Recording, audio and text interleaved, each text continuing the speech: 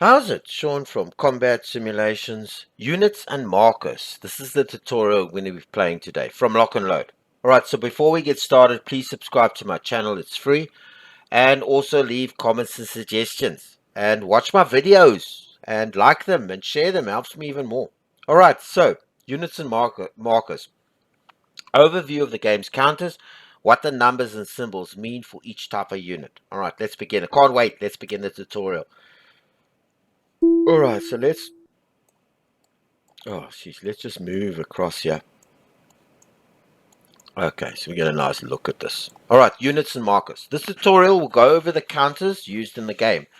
If you have a copy of the 5.1 rulebook, it continues the infantry gameplay narrative on page 159. The terms counters and markers are synonymous. There are three sizes of counters.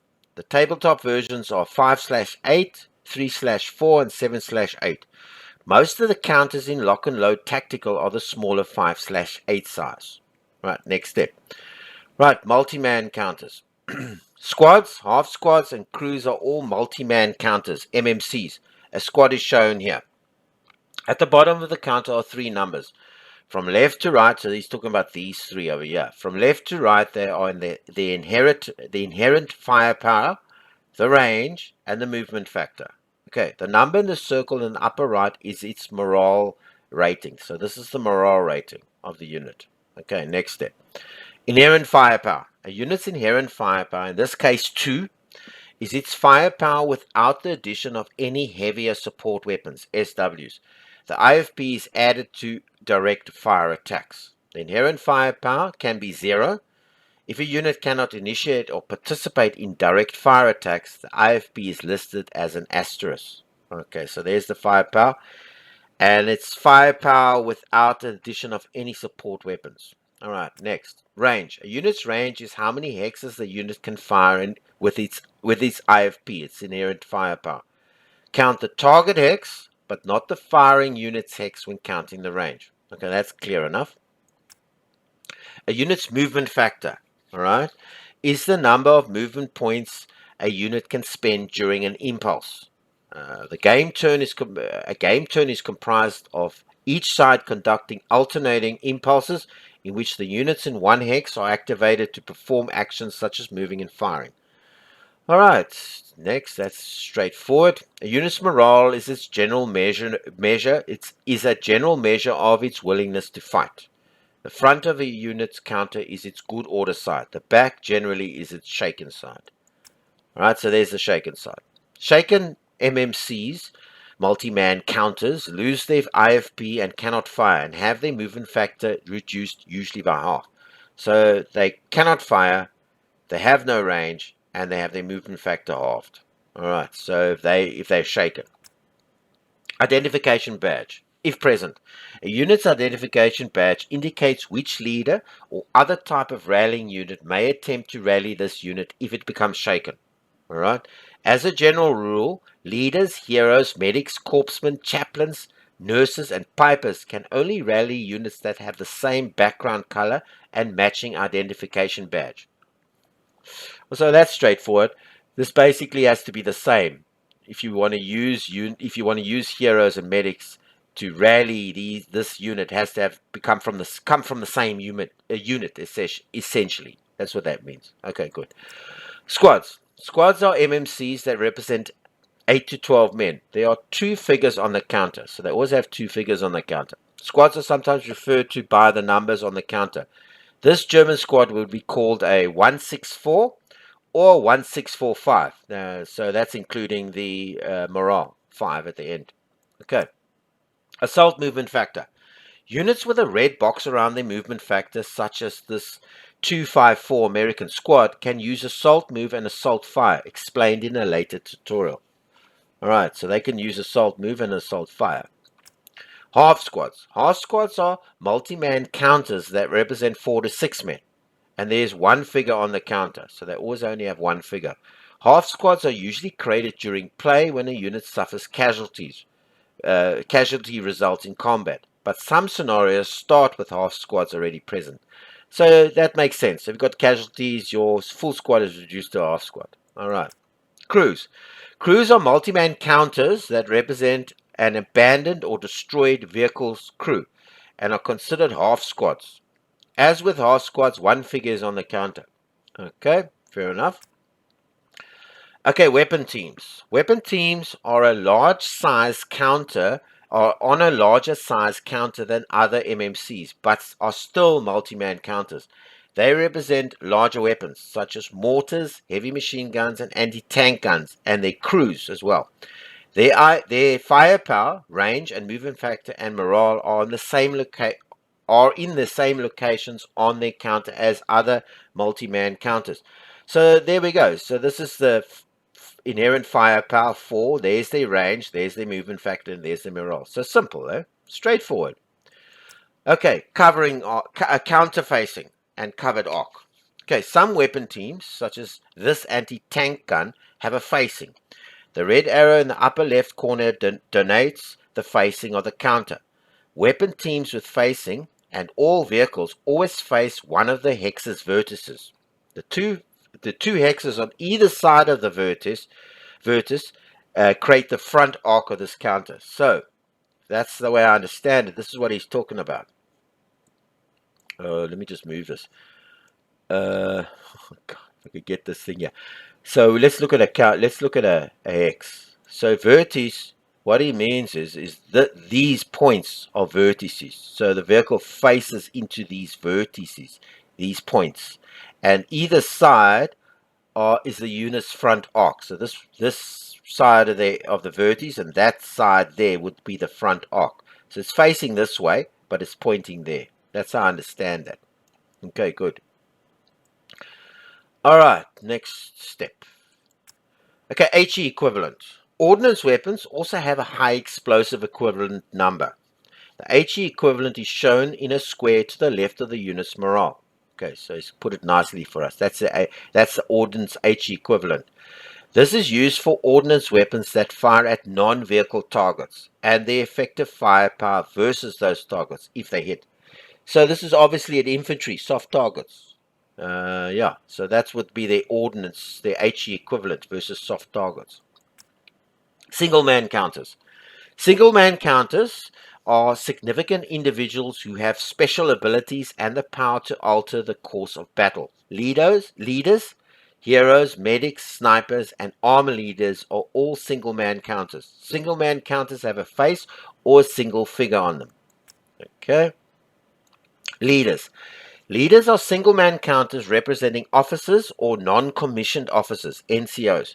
Their counters have a face on them and have a rank and a name like Lieutenant Jensen or Corporal Medra. Okay, a leader counter has 3 numbers on its front. Right, let's just make sure. Good orders on its front, good order side. From top to bottom, they are morale, okay, 6, leadership modifier 1, and movement factor 6. Okay, leaders do not have an inherent firepower and cannot fire at enemy units or enter melee by themselves unless they are carrying a support weapon. They do, however, greatly influence all facets of the game.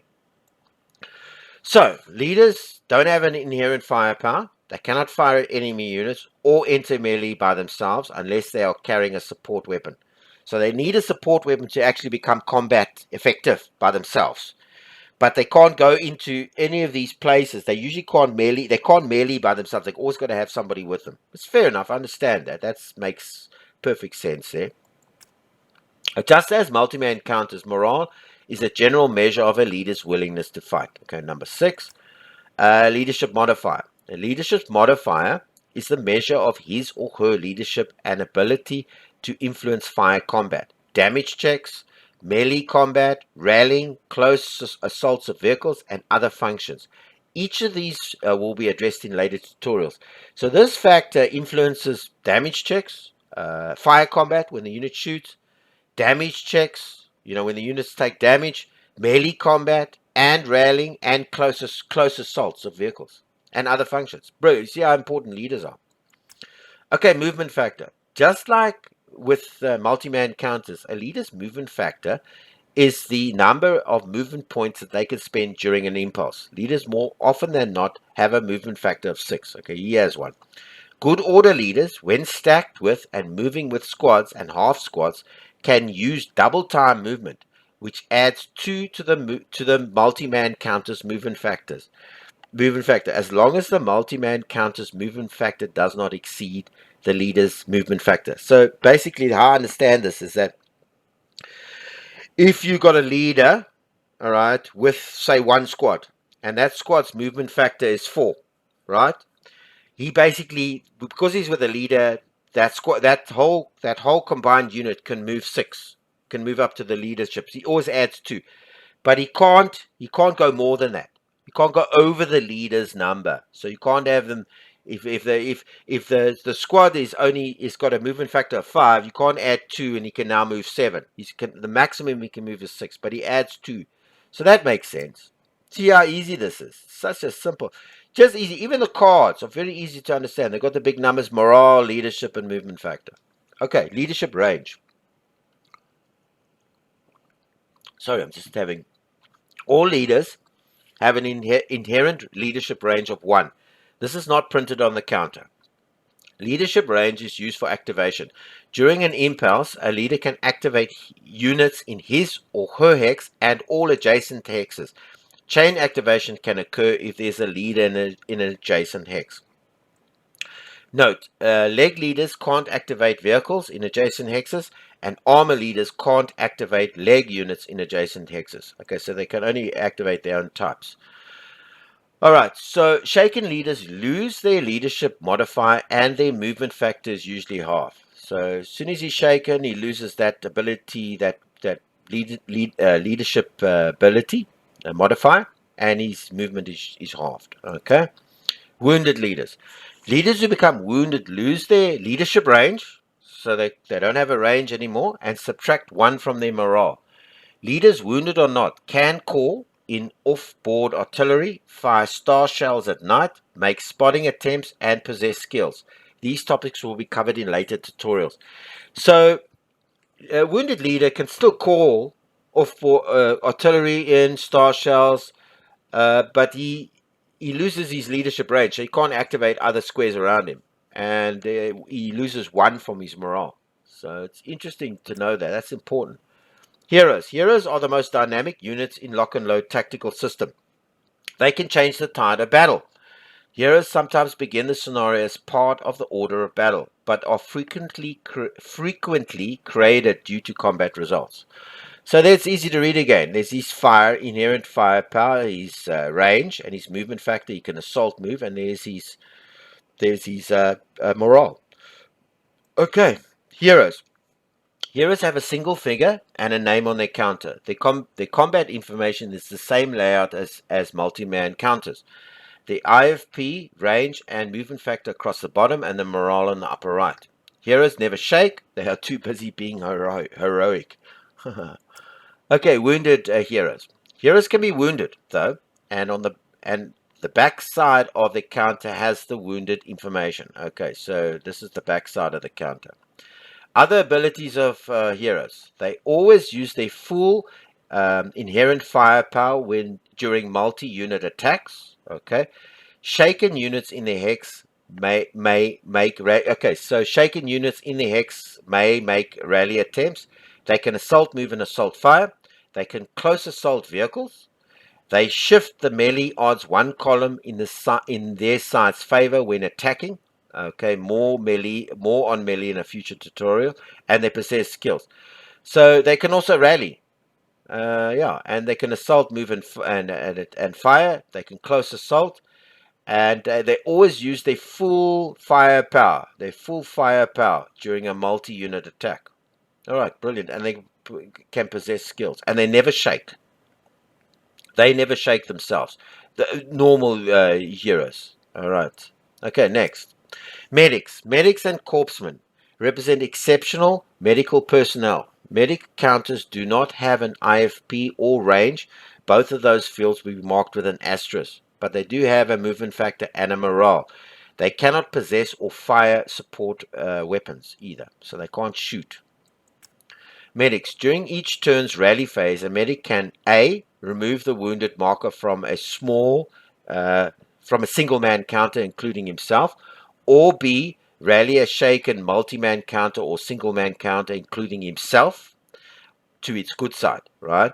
The object of the melee's attention must be in the same hex, so you can only do it all to units in his hex. He can't do it around him to adjacent hexes. All right, brilliant. Snipers. Snipers are highly trained marksmen. Snipers have their information on the same layout as multi-man counters. Their inherent firepower, range, and movement factor across the bottom, and the morale in the upper right. Okay, so there's all their stuff. Snipers, however, have a asterisk for their movement factor. They cannot move once they are placed on the map. Okay.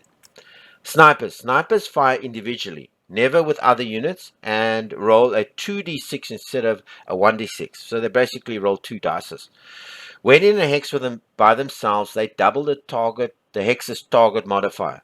Ah, that's brilliant. So if they're in a building, instead of having a no, I can't put this on. Instead of having a 4, they would have an 8 as a modifier. It's good, but only if they're there by themselves.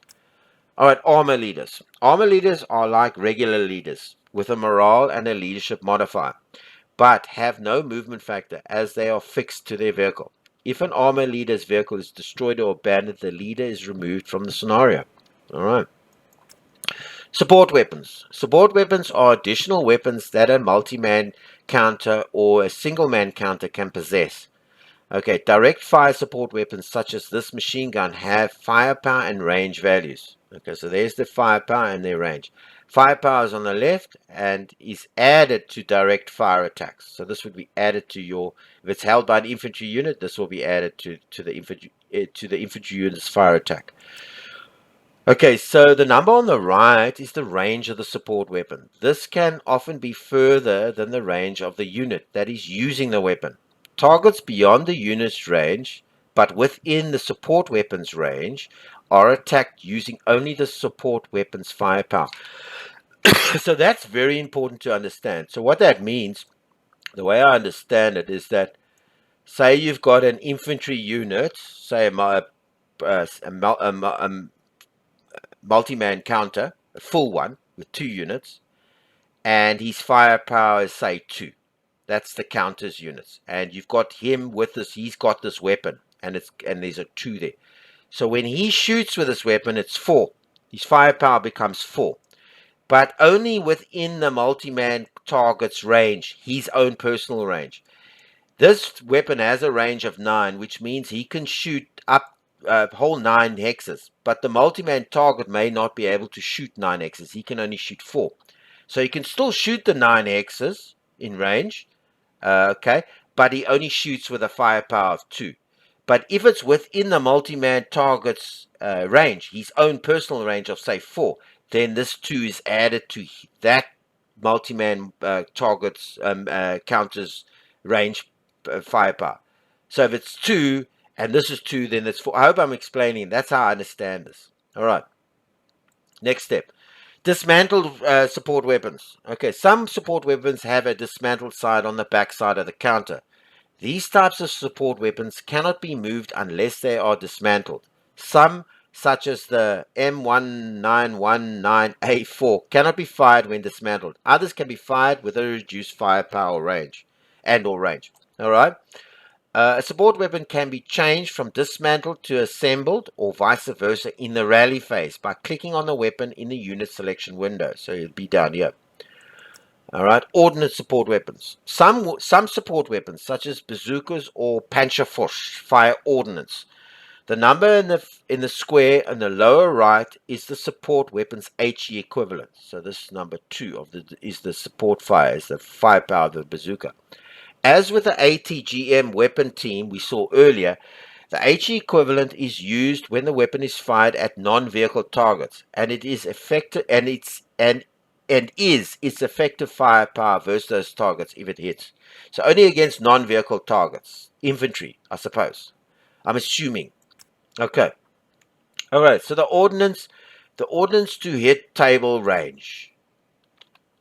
All ordnance weapons, whether support weapons, weapon teams, or vehicles, have a 2-hit table on the back of their counter. This is the back of the bazooka counter. The top row of the 2-hit table shows the upper range limit in hexes of each column. All right, so that's these are ranges. This is hexes 1, 3, and 4.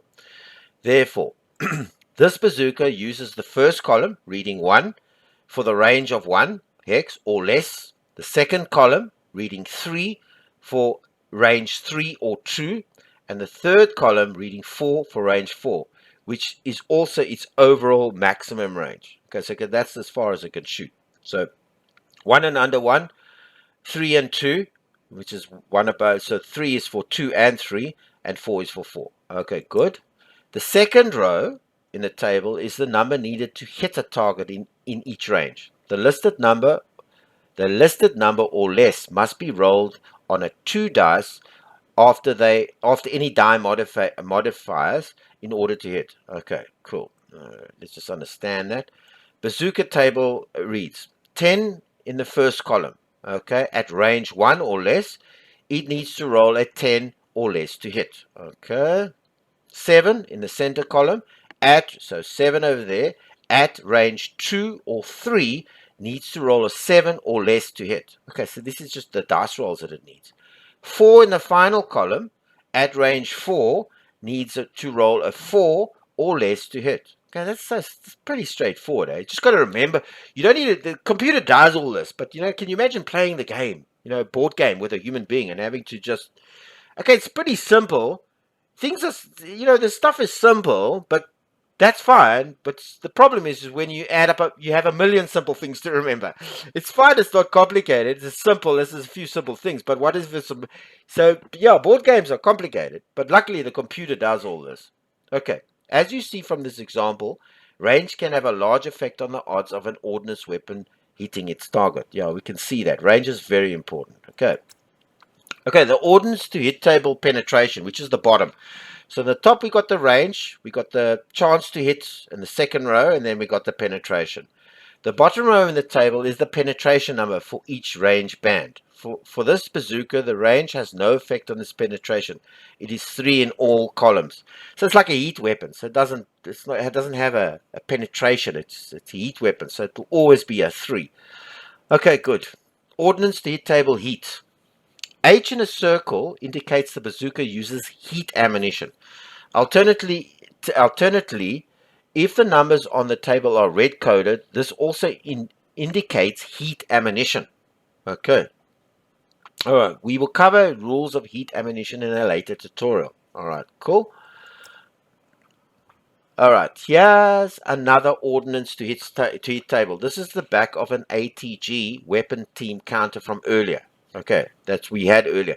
The first row is the range. Okay, we know that.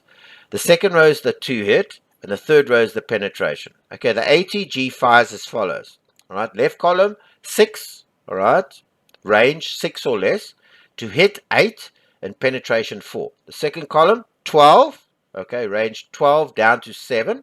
Okay, it's above the 6 down to 7. Since the previous column is 6. To hit is 6. Okay, there we go. And penetration is 3. The right column 24, range 24 down to 13, to hit 5, and the penetration is 2. Okay, the maximum range of this weapon is 24 hexes. All right, cool. Next step. All right, the weapon team's morale is also shown on the back of the counter for when it is shaken and flipped over. Okay, the SR next to the morale is a reminder that weapon teams can self-rally. Okay, so they don't need leaders. They can rally for themselves, by themselves. Okay, next. Vehicles, very important. All right, we're finally ready for the most complicated counters. Vehicles. This is the counter of the German Stuck, okay, which is an armored vehicle with a fixed turret. The morale for the vehicle is in the same position as other counter types on the upper right. So there's the morale over there. Okay, movement factor. The vehicle's movement factor is under its morale. Okay, the Stuck has a movement factor of 10. The letter, now this letter next to it, the letter after the movement factor indicates its movement type. T means tracked. And it uses the T column for terrain movement cost on the terrain effect chart. The other two movement types, O for off-road and R for road, the other two movement types, R, O for off-road and R for road. Okay, each movement type uses its indicated column for movement costs on the TEC, TO or R. Okay, good. So we're using a tract, either off-road, tract, or road, and the this denotes what kind of movement they make. Okay, good. How they move. Okay, vehicle passenger capacity. A vehicle can carry passengers that have the capability listed next to. A vehicle can carry passengers has that capability next to its name. Okay, there it is. For every P listed there, one half squad, one support weapon, and one small man counter can be carried. Okay, passengers are carried inside of vehicles unless an O is listed in the passenger capacity, which means they are considered to be outside the vehicle, hanging on, riding on top, or otherwise unprotected. So there's he can carry a one half squad. For every P, he can carry one half squad, one support weapon, and one SMC, small single man counter, can be carried for every P. And this has got an O, which means um, are carried inside. So passengers are carried inside unless an O is listed. Okay, so this O means that any passengers will be hanging on an outside. They won't be inside the vehicle. Okay, so you just got to look at this. I mean, it's not difficult, but you just got to keep remembering what that actually means. Okay, armor factors. The lower left of a vehicle's counter contains its armor factors. From the top to the bottom, they are listed as front, side, and rear, back. Okay, an armored vehicle can have an armor factor of 0 in one or more positions. An asterisk is used to denote an unarmored vehicle or an unarmored facing of an armored vehicle. Okay, so the Stook has an armor has front armor of 4, right? Side armor of 3, and rear armor of 2.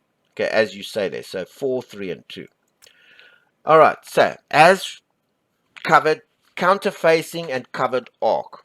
As with some tank teams, vehicles have a facing. The red arrow in the upper left-hand corner denotes the facing of the counter. The vehicle always faces one of the hex's vertices. Okay, we covered that earlier. The two hexes on either side of the vertex create the front arc of the counter. This is also referred to as the covered arc. Okay, a vehicle without a movable turret, such as a Stook, can only fire its ordnance weapon, that's the main gun, ordnance weapon is always the main gun, into its front facing. Okay, so we covered the front arcs, the arcs of the vehicles earlier. Okay, vehicle machine guns. Vehicles have a 0 can have a vehicle can have 0 to multiple machine guns. Okay, machine guns are listed by underlined red values at the top of the counter. Okay, so there's a 2 and it's underlined. These are abstract values that denote the machine gun's firepower. Okay, the range of a vehicle's MGs, machine guns, depends on the listed firepower. 2 firepower machine guns, MGs, have a range of 10 hexes. 4 firepower MGs have a range of 14 hexes. So 2 has a range of 10. So this has a range of 10 hexes. If it was 4 firepower, it would have a range of 14. All right. MGs with an asterisk are 360-degree weapons, but can only be fired when a vehicle is open. So it can only if he's buttoned, it can't fire. Only when he's open. Okay, but it must have an asterisk. Okay, MGs with no asterisk, such as the Stook's 2 firepower MG, can be fired whether or not the vehicle is buttoned or open, but can only be fired in the vehicle's covered arc. So this thing can be fired whether it's open or buttoned, but it can only be fired on the front. So if it's got a star, which is an asterisk, it has a 360-degree angle. You can fire all around, but the vehicle has to be open. It always has to be open. He didn't say anything here about underlined. Okay, yeah, the vehicle's machine guns are listed by underlined red values at the top. Okay, so underlined means that's a machine gun, and that's its firepower. So 2 firepower machine gun. So this one have a range of 10. I'm just so we can just dissect this so we understand it properly. Okay, I think that's covered. I understand that. All right, next. HE equivalent. As with ordnance firing teams, a number in a square to the left, okay, a number in a square to the left of the vehicle's morale is its HE equivalent. This is used for ordnance weapons that fire at non-vehicle targets and is the effective firepower versus those targets if they hit. So this is the ordnance fire. It's got to be non-vehicle targets. Okay, and it's effective fire. So machine guns, ordnance, and morale. Some vehicles have a two times preceding the H equivalent number. This indicates that the vehicle can fire the weapon twice in an impulse. Hey, how's there for a thing? Yeah, if you dissect it, it's easy. It becomes simple. It's just like if you don't know any of the stuff, you just look at it, it's complicated. But as you dissect it, it becomes very, very simple to understand. So this is the armor rating 4-3 from front, side, and back. This is its firing arc where it can fire. There's the machine guns. Okay, underlined means machine gun, and it's got a 2. And this is a 5, and 2 means, oh, sheesh, now let me just go back to 2 here. What did 2 mean? I've got to remember that. Okay, this is, so if it means 2, that means it's 10 hex, 10 range of 10 hexes. And this is the ordnance. If it's got a 2 times preceding it, it indicates the vehicle can fire that weapon twice in an impulse. Did it say anything about? Okay. So if the machine guns with an asterisk, so if this thing had an asterisk, it would have a 360-degree arc around it to fire. If it doesn't have an asterisk, means it doesn't have a 360-degree firepower. But it means it can fire. So it has no asterisk. It has a 10 range. But it also means it can fire whether the vehicle's buttoned or not. If it has a star next to it, it means it can fire 360 around the vehicle, but it has to be always open. And that's its ordnance. If it has a 2 times near the HE value, it means it can fire twice in an impulse. And this is what it can carry, the PP and then the O. Yeah, and that's what it can carry, and that's its range, its movement factor, and its tracked. So you just need to get your head around and just remember how that stuff is represented, so you can use it in your tactics. All right, vehicle ordnance to hit. The back of the vehicle counter contains its ordnance to hit table. It is the same layout as before. The first row is the range, the second row is the to hit, and the third row is the penetration. Okay. The stick fires as follows. The left column, 7 range, 7 or less. To hit is 9. Okay. And penetration is 5. The second column is 14. Range down to 8. Okay. Down to 8 because it's in that range. Down to 8. Since the previous column is 7. To hit is 7 and penetration is 4. The right column is 28. Range down to 15. To hit is 6. And the penetration is 3. So the maximum range of this vehicle's ordnance is 28 hexes. All right, let's look at some turreted vehicles. Let's look at a similar vehicle, an American M10. Most of the stats are similar to the Stuk, but notice that the armor factors have 2 numbers for each position. The number after the slash is a turret armor for each facing, and its presence also indicates that the vehicle has a movable turret. All right. Remember that armor factors are listed from top to bottom, so front, side, and rear. This M10 has an armor factor of 4 if it is hit in the front hull, but armor 3 if the turret is hit in the front. The next row is the side armor. Both hull and turret are 2, and the third row shows the rear hull as armor 2 and the rear of the turret. So this is just for the turret. So front, side, and rear. So it just denotes that there's a turret here. Okay, turret counters are used to indicate which direction a vehicle's turret is facing. As with the counter itself, the turret faces one of the 3 hexes vertices. So basically, there, like we had it, yeah, it faces into these corners, into these vertices. Okay, just like the hull of the vehicle does. Okay, unless a module-specific rule for a particular vehicle specifies otherwise, a vehicle's ordnance weapon and all MGs are marked with an asterisk in covered arc that the turret's gun barrel is facing. Okay, let me read that again.